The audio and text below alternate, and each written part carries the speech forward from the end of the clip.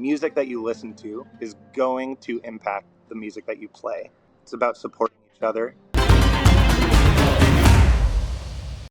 My name is David Rabinowitz. I'm the first North American in my family.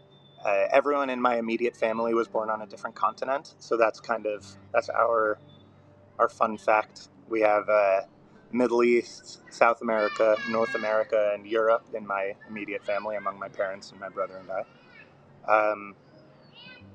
I went to school for philosophy and political science, and then I've always been playing music. That's been something that I've been doing since I was learning how to talk.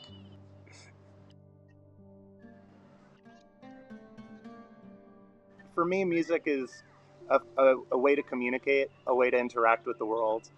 Um, that's just different. It's not better. It's not worse. It's just another one.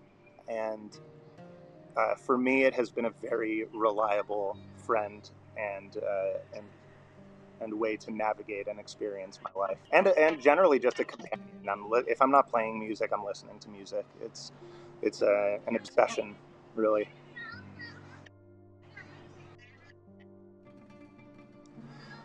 So I don't know if I'd say it's one of the best ways. I think it kind of ties back to what I said there. It's a way.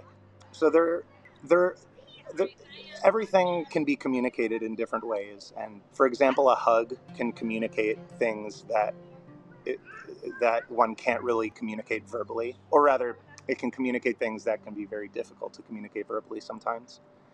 And music is like that. It's another way to express something, a way to interact with the world, a way to explain experiences that kind of underlie our day-to-day lives that are hard to express in different ways.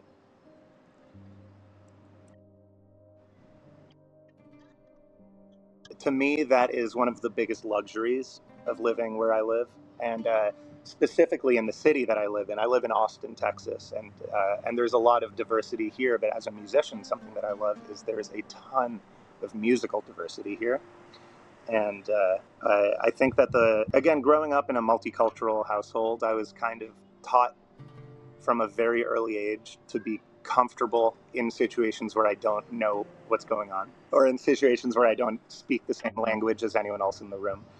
Um, and living here, it kind of feels like it's a bit of a step out of that same kind of paradigm where I'm confronted by different styles and different perspectives, and I think that's a really beautiful thing.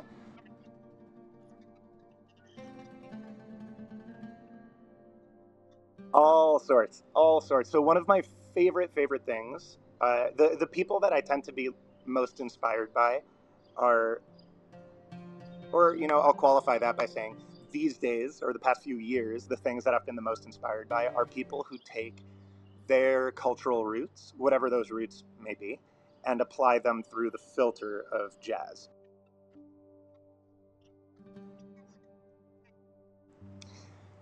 So that's actually something that we've been thinking about very actively recently. I say we. I play in a band called Big Love Car Wash, and it's right in the name, Big Love. Right? We thought we were fortunate enough to be able to record at Arlen Studios, which is owned by Willie Nelson's family, and that's where Sublime cut records, Wilco, um, a ton of Paul Simon, Warren Haynes, a lot of scary acts, intimidating, but because we had that opportunity to record in a place with so much history and so much cultural significance, we really wanted to make sure that we were being conscious of what we were doing and what we were bringing in there. So we started by compiling a list of like 40 something songs that we'd written, and songs that we'd only started to write in little bits and pieces or whatever, but we had this huge document with tons of songs.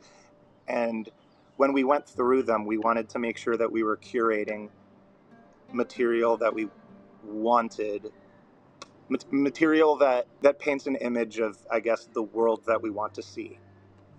So we don't only deal with joy.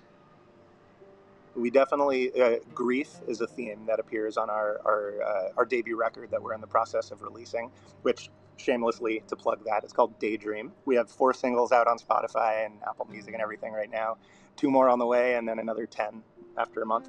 But grief is a common theme, but above all, I think the central theme is compassion and community. Um, it's about supporting each other, and I think it's a bit contrived, but I am a firm believer that you are what you eat, and that's something that I tell my students all the time. I tell them the music that you listen to is going to impact the music that you play.